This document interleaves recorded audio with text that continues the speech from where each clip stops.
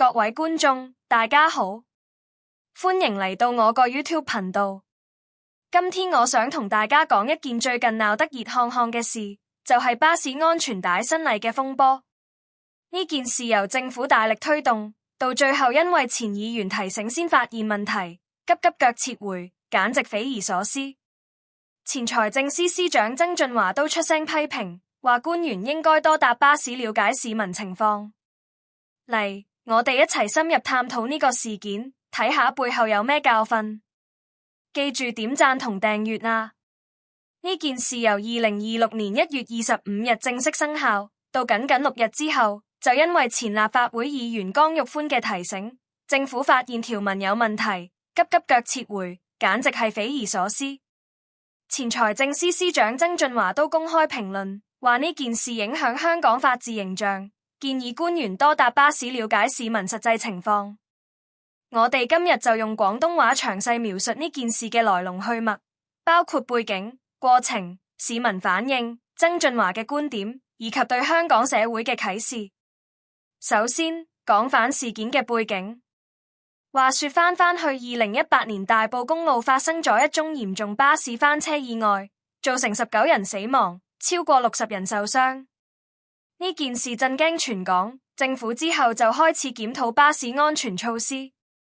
其中一個重點就係強制佩戴安全帶，因為調查發現好多乘客喺意外中因為冇扣安全帶而加劇傷亡，所以政府喺2023年左右開始諮詢，計劃修訂《道路交通安全裝備規例》，要求巴士座位有安全帶嘅話，乘客同司機必須佩戴，違例者最高罰款5000元，同埋監禁3個月。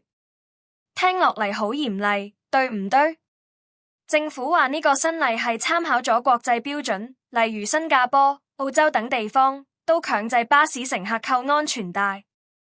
香港運輸署亦指出，扣安全帶可以減低意外中嘅傷亡風險達45%。所以呢個政策一開始係獲得唔少支持，尤其係安全倡議團體同埋家屬組織。但問題就出喺呢度。政府喺宣傳時話有帶必扣，不論新舊巴士，意思係所有裝咗安全帶嘅巴士座位都必須強制乘客扣上。市民聽到呢個消息，好多人都覺得合理，但同時亦有唔少質疑聲音。例如老人家話安全帶太緊，扣唔舒服；孕婦同埋小朋友又話唔方便，仲有司機投訴執法難度高，因為要監察後排乘客。網上討論區 Facebook 群組都有好多人貼文抱怨，話罰則過重，監禁3個月太離譜，簡直係罰過頭。有人笑言搭巴士都要坐監，香港真係變咗監獄城市。另外，巴士公司如九巴、新巴都表示擔心新例會影響營運，因為乘客可能因不滿而轉搭其他交通工具。新例喺2026年1月25日正式實施，第一日已經有好多市民喺社交媒體分享經歷。有人 post 相話巴士司機喺上車時提醒大家扣帶，但好多人冇理會。運輸署亦派員上巴士巡查，發出警告信，但僅實施咗幾日就爆出大問題。原來條文實際上只適用於2026年1月25日或之後首次登記嘅新巴士，意思係舊巴士即使有安全帶，都唔需要強制佩戴。呢個漏洞係點發現嘅？就係前立法會議員江玉歡喺1月30日公開指出，話政府宣傳同法例內容不符，變相令大部分現役巴士豁免咗。江玉歡話，他喺審視條文時發現呢個技術不足，於是提醒政府。運輸及物流局局長陳美寶隨即承認錯誤，話會刪除相關條文，暫不執法，之後完善再諮詢立法會重推。目前乘客唔使強制扣安全帶，呢件事變咗雷聲大雨點小。呢個轉折簡直匪夷所思。政府大力推動咗咁耐，諮詢咗立法會，宣傳咗咁多，最後竟然靠前議員提醒先發現問題。市民反應熱烈，有人覺得政府離地，唔了解實際情況，有人話呢係行政失誤，浪費公帑。網上面滿天飛，例如有圖畫住官員坐喺辦公室，冇搭過巴士就亂立例。傳媒如香港01、明報、蘋果日報都大篇幅報道，批評政府立法草率，影響公信力。民主派政黨如民主黨、公民黨都出聲譴責，話呢件事反映現屆政府行政質素下降，缺乏專業審核。呢度就嚟到曾俊華嘅評論。曾俊華呢位前財政司司長喺2026年2月1日公開回應呢件事，他話最匪夷所思嘅係政府推動落實呢條嚴厲新例數天後，竟然靠前議員提醒先發現條文問題，臨急臨忙撤回。曾俊華指出，香港一向以優良法治傳統自豪，呢次事件自然唔係咁理想，會影響香港作為國際金融中心嘅形象。因為投資者睇到政府決策咁草率，會質疑香港嘅穩定性。他又話正面睇，呢次抖一抖可以讓政府更通透思考政策。曾俊華分享自己離開政府後，主要靠公共交通出行，包括村巴、小巴、巴士、地鐵，因為香港公共交通超方便。他建議官員多搭巴士，親身了解市民同司機嘅實際情況，例如安全帶嘅舒適度、執法難度等。曾俊華嘅言論獲得唔少點讚，有人話他離地嘅前官員中，算係比較接地氣嘅一個。深入分析，曾俊華嘅批評唔只係針對呢件事，仲反映咗香港整體行政問題。近年來，政府推出政策經常出現類似疏漏，例如之前嘅疫苗接種計劃、房屋政策等，都曾因條文不明確而需修訂。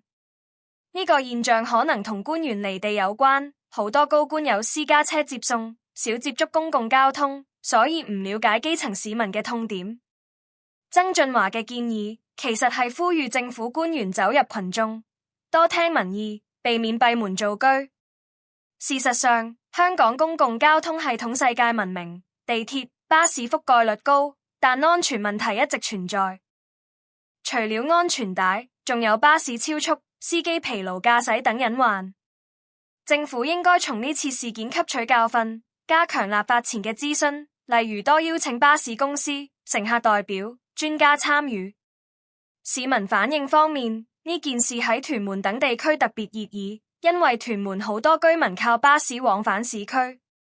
喺本地討論群，有人話新例本意好，但執行差，有人擔心撤回後安全意識會減低。事實上，雖然新例暫緩，但運輸署仍鼓勵乘客自願扣安全帶。呢個轉變令好多人反思，安全係靠法例強制，定係靠教育？例如，學校可以加安全教育課程，巴士公司可以改善安全帶設計，令佢更舒適。國際經驗顯示，新加坡強制扣帶後，傷亡率下降咗，但一開始亦有適應期。香港可以借鏡，逐步推行。再講深啲，呢件事對香港法治嘅影響。香港作為普通法地區，立法過程應嚴謹，條文清晰。但呢次事件顯示，政府喺修訂規例時，可能冇足夠審核。立法會角色亦值得檢討，點解條文通過時冇發現問題？前議員江玉歡嘅提醒，證明咗獨立聲音嘅重要性。未來，政府應加強透明度，例如公開諮詢報告、條文草案，讓公眾參與。曾俊華話呢件事影響國際形象，的確有道理。因為香港作為金融中心，穩定法治係吸引投資嘅關鍵。如果頻頻出現行政失誤，會令外資卻步。從社會角度，呢件事亦觸發咗對罰則文化嘅討論。香港法例罰則往往嚴厲，例如亂過馬路罰1500元，吸煙罰5000元等。有人覺得呢係有效嚇阻，但亦有人批評過度，忽略人民關懷。喺巴士安全帶事件中，監禁3個月嘅罰則就被指太極端。相比之下，歐美國家多用罰款同教育結合，香港可以考慮調整策略，多用正面誘因，例如扣帶有獎賞。另外，事件對巴士行業嘅影響，九巴等公司表示，撤回新例後，司機壓力減輕，但安全問題仍需解決。公司可以主動加裝更舒適嘅安全帶，或提供培訓。乘客亦應提高意識，因為安全帶喺緊急時真係救命。回想2018年大埔意外，好多幸存者都話扣咗帶嘅人傷勢較輕。總括嚟講，呢次巴士安全帶風波係一個警號，提醒政府決策需謹慎。曾俊華嘅評論一針見血，建議官員多搭巴士，係好實際嘅建言。希望香港未來政策更接地氣，市民安全更有保障。呢個內容講咗咁多，希望大家有所啟發。總結嚟講，呢次巴士安全帶事件反映咗政府立法過程嘅疏漏，但同時都係一個機會，讓大家反思香港交通安全同行政質素。曾俊華嘅建議好中肯，官員多搭巴士，親身體驗市民生活。希望政府下次推出政策前，多聽聽民意，避免類似尷尬情況。如果你覺得呢條片有用，記住點讚、分享同訂閱我個頻道。下次見，拜拜。